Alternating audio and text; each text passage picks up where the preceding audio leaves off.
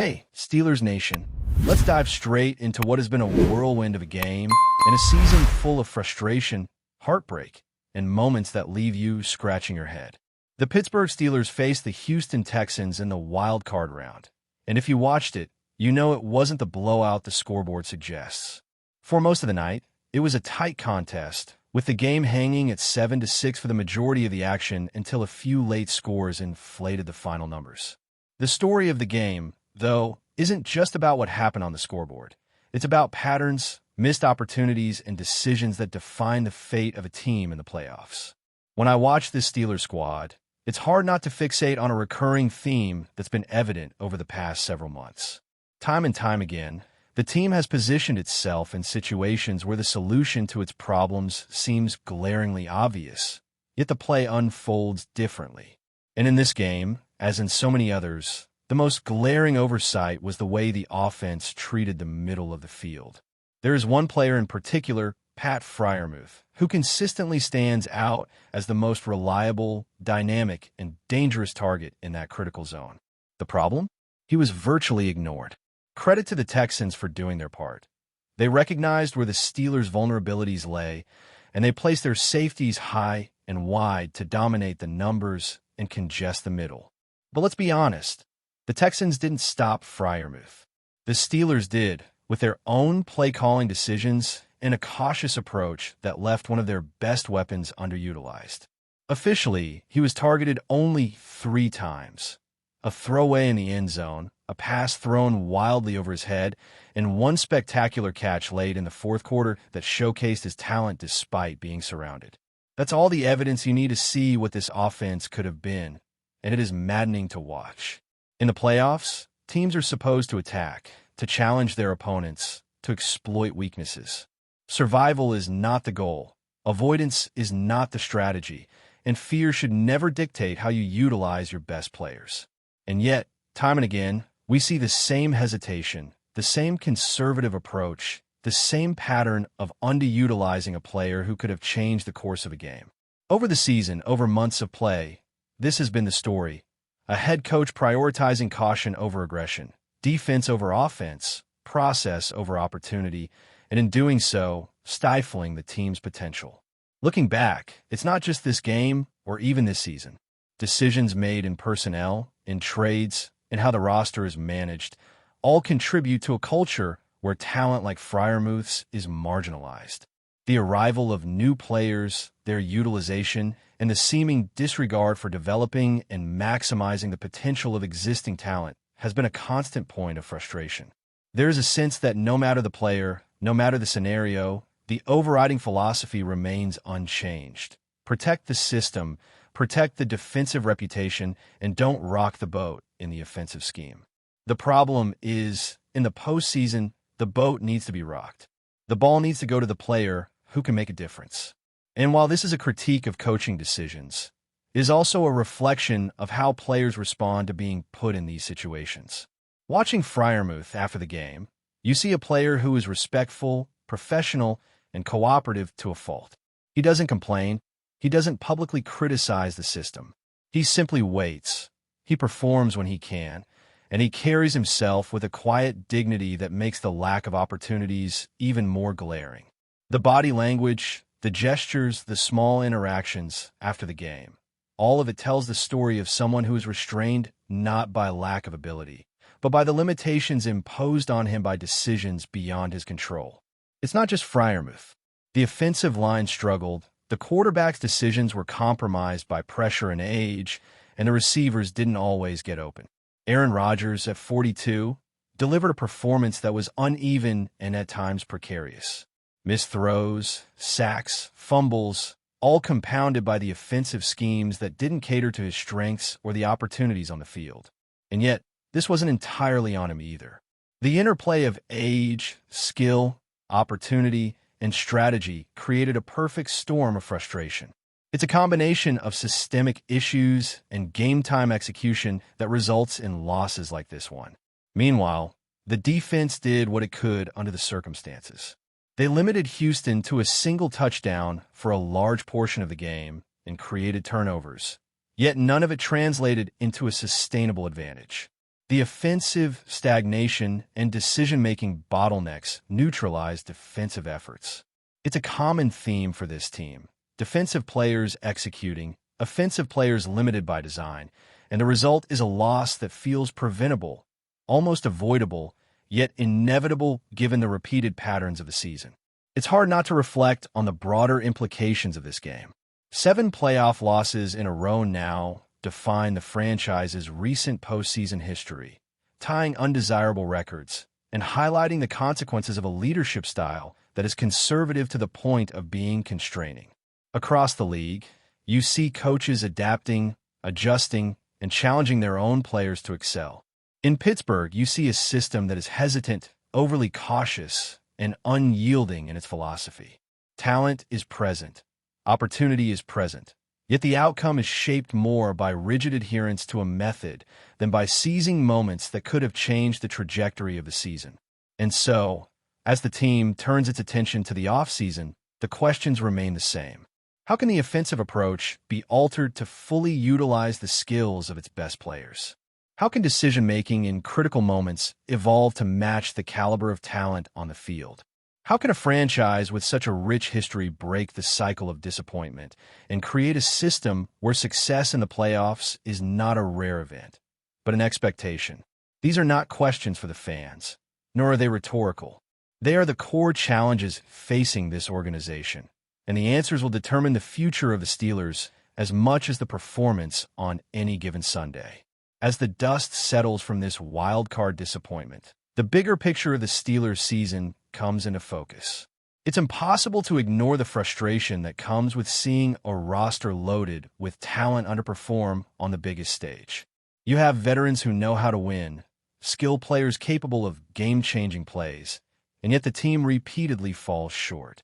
Watching the film, it's clear the issues are less about effort or heart and more about structure, strategy, and priorities that don't seem to align with what a modern playoff team needs. Aaron Rodgers' performance underscored this perfectly. At 42, he is still capable of brilliance, but there were clear signs that the offense was working against itself. Pressure on the quarterback led to rushed throws, sacks, and fumbles at moments when calm, decisive action was needed most. And while some mistakes can be chalked up to age or a single misread, the recurring themes of the season, misaligned schemes, hesitation to attack the middle of the field, and a lack of trust in key players, exacerbated every small error into a significant consequence. You see in the stats, but more importantly, you see it in the body language, the hesitations, the missed connections that could have shifted momentum. Kenny Gainwell's performance, while quietly competent, also left room for criticism. There were yards left on the field, opportunities to create first downs that didn't materialize, and moments where decisiveness could have changed the game. Jaylen Warren showed flashes of his usual grit, running hard when given a chance. But the opportunities were too few, the timing off, and the game plan didn't put him in positions to make a major impact consistently. This isn't just bad luck. It's a systemic failure to identify strengths and deploy them effectively when the stakes are highest. The defensive side of the ball was similarly a study in contradiction. You had moments of brilliance, moments where turnovers were created and Houston was stifled, yet the same defense couldn't consistently contain the run or maintain pressure throughout the game. Inside linebackers, who in theory should control the middle of the field, struggled to stem rushing yards. Cam Hayward was quieter than expected, and Jalen Ramsey, once heralded for early season dominance, seemed subdued, limited in what he was asked to do. The result was a defense that performed admirably at times, yet never carried the team forward in a decisive way. This oscillation between competence and underperformance is emblematic of the Steelers' season as a whole. Watching the offensive line was a lesson in how fragile a team can be when protection schemes fail. Pressure from Houston's defensive front disrupted rhythm, sacked Rodgers, and forced hurried throws. In a game like this, where every inch matters, offensive line breakdowns are magnified. Combine that with a conservative play-calling philosophy and an underutilized tight end in Freiermuth, and the result is a stagnant offense that cannot sustain drives or capitalize on defensive stops. These are not isolated incidents. They are part of a season-long narrative of lost opportunities and what-ifs that pile up in a playoff heartbreak. Special teams, too, played their part in the narrative. While there were no egregious errors, moments of hesitation, miscommunication, or missed execution subtly shifted field position and momentum. In high-stakes playoff football, those inches and seconds matter as much as touchdowns and interceptions. Each phase of the game, offense, defense, and special teams, contributed to a story that felt like it had been written long before the final whistle. A story of unrealized potential dictated as much by choices and philosophy as by execution on the field. Even in moments when a player rose to the occasion, the overarching strategies limited the impact. Freiermuth, despite being surrounded by defenders and neglected by the scheme, made one breathtaking catch in the fourth quarter that proved exactly why he should have been a focal point all night. Yet these isolated sparks were not enough to overcome a system that consistently hesitated to take the offensive risks necessary to win playoff football. This is the frustrating paradox of the Steelers this season. Undeniable talent, occasional brilliance, but an inability to convert those moments into sustained success. Looking forward, the offseason questions loom large. How does a franchise with this much talent reshape its approach to maximize opportunities? Can coaching philosophy evolve enough to allow the players to shine where they are strongest? How do personnel decisions, both past and future, balance the need for immediate results with long-term growth? Every offseason presents an opportunity for change, yet the challenge for Pittsburgh is not just making adjustments. It's breaking the ingrained patterns that have repeatedly led to disappointment in the postseason. It's not just a problem for the head coach either. While leadership falls squarely on him, the responsibility spreads across the organization. Player development, game planning, situational decision-making, all of these intersect to create the outcomes we saw. Fans and analysts can point to individual games or plays, but the cumulative effect is what defines a franchise. This is a team that has struggled to adapt, that has struggled to evolve, and that has struggled to take advantage of the talent at its disposal in high-stakes situations. And yet, amidst the frustration, there is hope. There are pieces in place.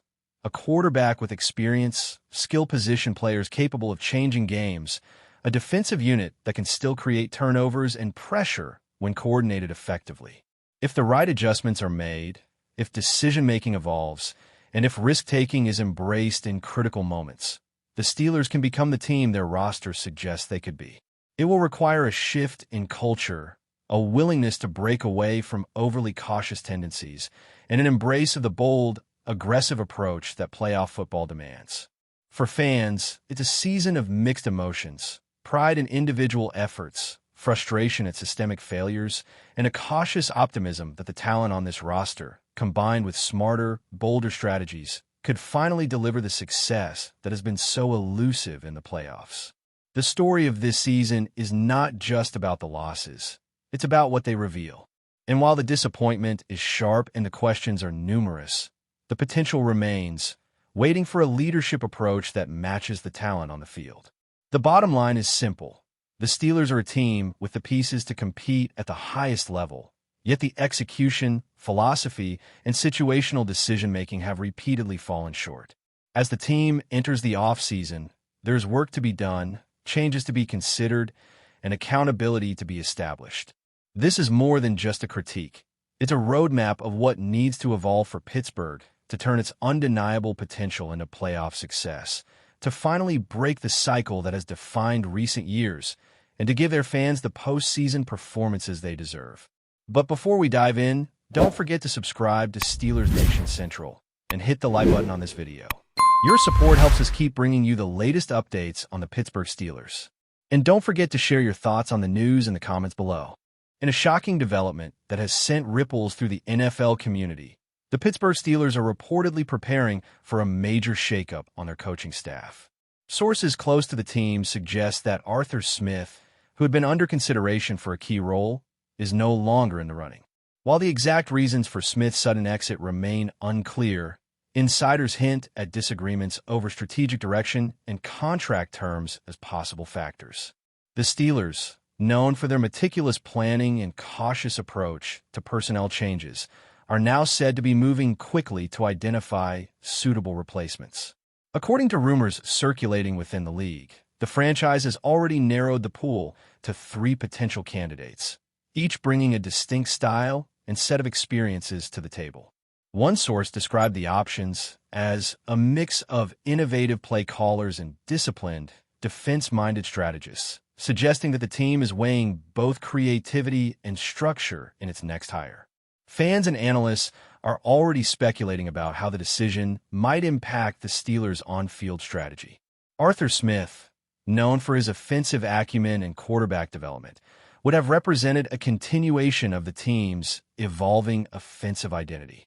With his departure, questions arise about whether the new hire will maintain that trajectory or pivot toward a more conservative approach, emphasizing defense and ball control. The balance between risk and reliability could define the franchise's next chapter. League observers note that this move underscores a larger trend in the NFL, where teams are increasingly unafraid to make bold personnel shifts in the pursuit of competitive advantage. While Smith's exit is undeniably a setback, the Steelers' swift identification of alternative candidates signals that the front office is determined to keep momentum. Speculation is mounting as to which candidate will ultimately secure the role, with insiders hinting that the final decision could come after intense deliberations behind closed doors. As Pittsburgh navigates this transitional period, all eyes are on the Steelers' leadership to see how they will shape the future of the team. The coming weeks promise to be filled with rumors, predictions, and heated debates among fans eager to see whether the franchise's next move will live up to its storied legacy. One thing is certain. In the high-stakes world of professional football, no decision is ever truly final, and the ripple effects of Smith's departure may be felt for seasons to come. That's it for this update. If you enjoyed the video and want to keep receiving exclusive news about the Pittsburgh Steelers, make sure to subscribe to Steelers Nation Central and give this video a like. We always look forward to hearing your comments and opinions. See you in the next video.